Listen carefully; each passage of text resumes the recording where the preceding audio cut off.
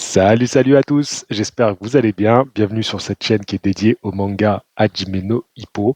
Donc là, récemment, sous mon post d'hier où je vous annonçais que je ferais une vidéo aujourd'hui, il y a quelqu'un qui a demandé sur quelle plateforme on suivait le manga Hippo.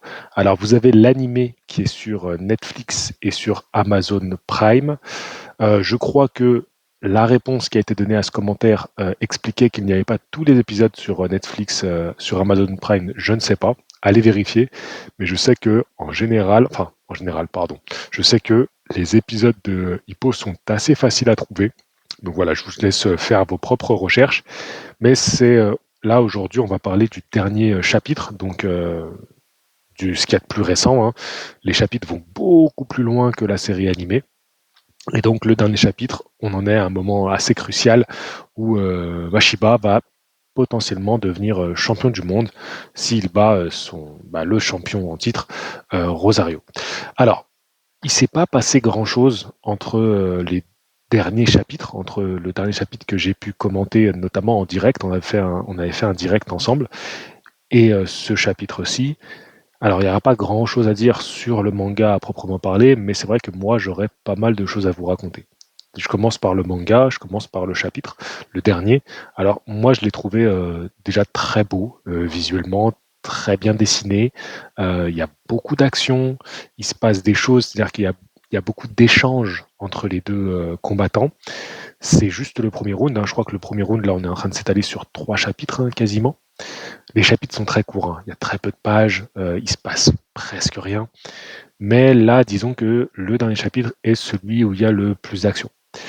J'ai bien aimé ce qu'on y voit, un combat qui est équilibré, qui est engagé, et tous les deux se respectent et se sont fait respecter. Parce que souvent ça, dans la boxe, il y a ce truc de il faut te faire respecter très tôt pour que l'un ou l'autre ne prenne pas l'avantage psychologique. Donc tu essaies de te faire tout de suite respecter en cognant durement ton adversaire. On a pas mal de commentaires de Takamura qui sont en général pertinents, hein. Takamura, il a un regard très avisé en général sur les combattants, et c'est lui qui arrive le mieux à se mettre dans leur tête, à leur place. Hippo, comme à son habitude, il est tellement dans les émotions qu'il en perd un petit peu l'esprit. Mais donc Takamura arrive à assez bien analyser ce qui se passe. Et donc on a un Mashiba qui tout de suite veut mettre en difficulté son adversaire, qui veut lui faire mal, qui veut l'amener à l'échange. Le fait que le premier round soit équilibré, en fait, c'est soit ça, soit en fait on va avoir un round d'observation où il va pas se passer grand chose, soit tout de suite il va se passer beaucoup de choses. Là on est dans ce cas de figure, il se passe beaucoup de choses et les deux se sont lancés éperdument dans la bataille. Là pour le moment on voit que c'est très difficile de trouver la faille parce que ils en ont presque pas. Quand ils attaquent, l'autre tente de contre-attaquer, et quand ils contre-attaquent, il y a tout de suite des gestes défensifs de haut niveau, et il y a quasiment aucun coup qui n'est passé pour le moment. Au tout début, il y a un coup au plexus qui était passé de la part de Mashiba, mais assez vite on voit que Rosario il a tout de suite fait les réglages pour pas se faire avoir une seconde fois. Donc c'est serré, c'est équilibré, je l'ai dit 15 fois. La suite des rounds, comment ils risquent de se dérouler? Pour l'instant, tout porte à croire. En tout cas, ils veulent nous faire croire que si ça traîne dans les rounds, ça sera à l'avantage de Mashiba. Comme on l'a vu, c'est parti sur les chapeaux de roue, donc on n'est pas du tout sur cette dynamique de vouloir faire durer le combat. Donc si ça fait des premiers rounds qui vont très fort, très intenses, très élevés, au final, ça nous remet du suspense et on se dit, l'un comme l'autre, ils peuvent, à ce jeu-là, ils perdent leur souffle, se faire toucher et être dans le mal physiquement. Ils semblent en grande forme tous les deux, de ce qu'on voit. C'est que le premier round. Donc j'attends de voir la suite. En tout cas, voilà, comme je disais, super beau, super très bien. Franchement, les planches, elles sont dynamiques. Moi, j'ai beaucoup aimé, hein. Franchement, j'ai rien d'autre à dire. Voilà. Il se passe pas grand chose, hein, en même temps, même si là, il y a beaucoup d'action, ça avance pas en fait. Voilà, c'est ça, c'est que ça avance pas.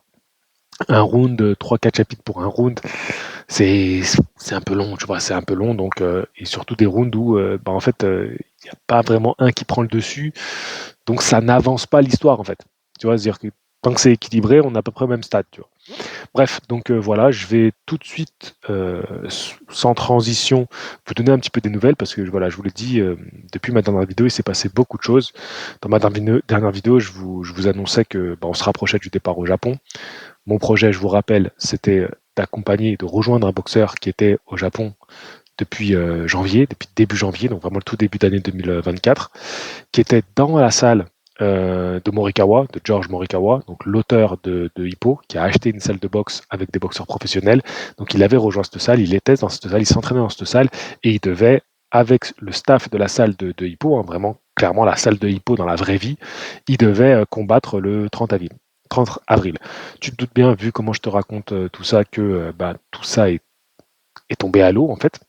Tout ça est tombé à l'eau parce que il y a quelques jours, quelques semaines maintenant, on a appris, enfin voilà, Abdel, que je devais rejoindre, s'est blessé. Il s'est fait une rupture du tendon d'Achille. Donc malheureusement pour lui, c'est une très grave blessure. C'est exactement la même blessure qui s'était déjà fait au Japon il y a 3 ans. C'est complètement fou. Il racontera tout ça, je pense, il prendra le temps de s'exprimer en vidéo. On n'a pas encore décidé à quel moment on ferait ça, sur quelle plateforme on ferait ça, mais je pense que ce sera sûrement sur la chaîne principale. On verra avec lui je verrai avec lui comment il veut gérer ça. Je tenais à vous en parler parce que c'était un projet, même s'il allait être fait sur ma chaîne principale, je pense qu'il y aurait du contenu qui serait sorti sur la chaîne secondaire de Hippo. C'était intimement lié à la chaîne de Hippo. Donc je voulais vous en faire part. Je vous avouerai que j'ai eu besoin de plus de temps pour en parler ici, bizarrement. Alors que j'ai moins d'audience, il y a moins d'attentes, etc. Mais j'ai eu besoin de plus de temps pour en parler ici. J'avais tout un protocole de vidéos à faire avant de partir, où je devais vous rappeler, vous reparler du projet ici, faire une vidéo réaction au dernier chapitre ici pour vous rappeler le projet. À l'heure actuelle, je devrais être à Tokyo. Bon, de mon côté, à titre personnel, je vais bien avoir un projet Tokyo 2024 qui sera plus tard dans l'année. J'aurai peut-être l'occasion de vous en reparler. Là, c'est important pour moi déjà de vous faire l'annonce que ce projet-là ne se fera pas, en tout cas pas de cette manière-là, pas à ce moment-là. Voilà, donc voilà, pour un peu vous donner des news. Je vais pas forcément rester beaucoup plus longtemps. J'avais envie de vous partager ça, de le partager avec vous, et j'espère que... dites-moi en commentaire ce que vous pensez de tout ça. Est-ce que... Voilà, j'ai hâte de vous lire, de voir un peu ce que vous pensez de tout ça, de Hippo, de où vous en êtes dans Hippo, mais aussi de ce projet-là. Et voilà, sur ce, je vous dis à très bientôt, prenez soin de vous et lisez des mangas. Allez, bye bye.